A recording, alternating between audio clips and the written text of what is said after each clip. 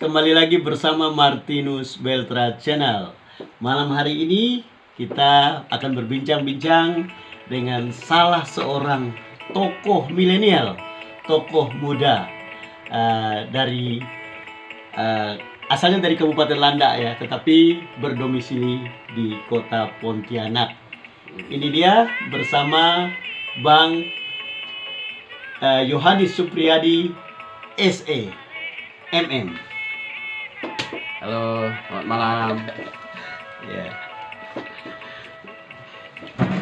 Ya, selamat malam, Bang. Apa? Saya mau panggil apa ya? Bang apa ya? Bang Yohanes. Bang Yohanes ya, Bang Yohanes.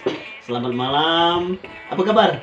Baik, luar biasa. Sehat. Puji Tuhan ya, Ya, sehat. Ya, malam hari ini kita akan berbincang-bincang seputar tentang perkenalan diri. Ya, perkenalan diri. Karena saya melihat juga mendengar ya, Bang Yohanes ini adalah salah seorang caleg. Tapi sekarang bukan pada posisi kampanye ya, ini hanya perkenalan diri ya. Kalau boleh tahu, Bang Yohanes coba boleh ceritakan sebenarnya profil pribadinya, nama siapa, kemudian bla bla bla bla, silakan. Ya, baik. Terima kasih. Saya Yohanes Supriyadi. Saya lahir 47 tahun yang lalu di Kampung Nangka, Kecamatan Menjalin, Kabupaten Landak. Orang tua saya, ayah saya dari Desa Sampuru, Kecamatan Mempawah Hulu, sementara ibu saya dari Desa Nangka, Kecamatan Menjalin. Saya sudah berkeluarga, tinggal di Kota Pontianak. Istri saya berasal dari, kalau orang tuanya dari Kabupaten Bengkayang, dari Samalantan. Sekarang anak saya sedang kuliah di Fakultas Hukum Universitas Tanjung Pura Pontianak. Saya sebetulnya sudah cukup lama tinggal di Pontianak, sejak kuliah sampai sekarang ini, dan saya sudah menjadi warga Kota Pontianak. Meskipun demikian, saya hampir setiap minggu, setiap 2 minggu sekali saya ke kampung. Keliling. Ini ke kampung. Bertanya nih, pekerjaan sehari-hari itu apa Bang Yohanes? Di bidang apa sebenarnya pekerjaannya? Ya, sejak 2006 saya menggeluti pekerjaan social entrepreneur ya, di beberapa perusahaan multinasional yang ada di Kalimantan Barat maupun di Kalimantan Tengah. Saya spesialis CSR. Ya. Apa tuh CSR? Itu, baru ada yang mungkin belum tahu ini CSR ya, apa ya? CSR itu Corporate Social Responsibility. Itu adalah tanggung jawab sosial dan lingkungan perusahaan kepada masyarakat sekitar ya. Dan untuk di CSR ini tidak semua orang juga bisa masuk di praktisi itu ya, karena harus memiliki kemampuan yang cukup yang dibuktikan dengan sertifikasi. Ya. Jadi ada sertifikasi ISO 26000. Ini syarat wajib bagi kami yang di praktisi CSR, sehingga standarnya standar internasional. Nampaknya ini salah satu yang baru saya tahu, salah satu putra daerah Kalimantan Barat yang memiliki sertifikat CSR ya. ISO berapa tadi? ISO 26000. Wow, 26000 ya, kawan-kawan. Ya, oke, pekerjaan udah mantap ya. Sekarang pengalaman organisasi. Nah, ini kita perlu tahu nih, karena kelihatannya ada arahnya ke mana-mana. Pengalaman organisasi penting. Ya, sejak mahasiswa saya aktif di keluarga mahasiswa Katolik Universitas Tanjung Pura. Siap. Saya pernah menjadi ketuanya, kemudian aktif juga di Perhimpunan Mahasiswa Katolik Republik Indonesia Cabang Pontianak. Selain itu, di organisasi ekstra kampus saya aktif dulu di Komite Nasional Pemuda Indonesia Kota Pontianak. Jadi itu organisasi yang saya geluti. Sekarang ini saya Ketua Dewan Adat Dayak Kecamatan Pontianak Barat. Nah, sekarang saya lihat ada beberapa baliho ya, terpasang di daerah.